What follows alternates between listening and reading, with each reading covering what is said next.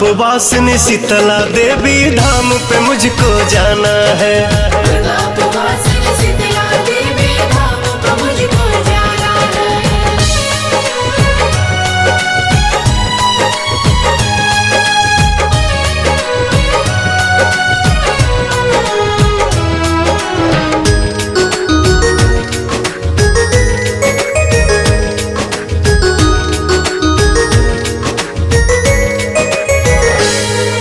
मन की गंगा सरोवर की उस धारा का दर्शन करना है।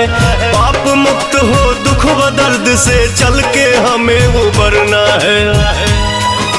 जय जय मां, जय जय मां। मन की गंगा सरोवर की उस धारा का दर्शन करना है। पाप मुक्त हो दुख व दर्द से चल के हमें उबरना है। माँ के दर्शन मात्र से अपना जन्म ये धन्य बनाना है। माँ के दर्शन मात्र से अपना जन्म ये धन्य बनाना है। प्रताप वासिनी शीतला देवी धाम पे मुझको जाना है।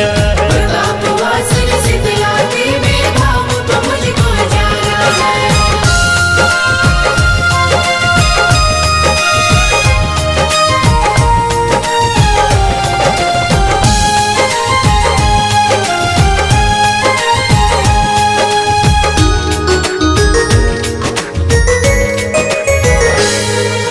कटरा मेदिनीगंज में पावन लागे सुहावन शीतला धाम।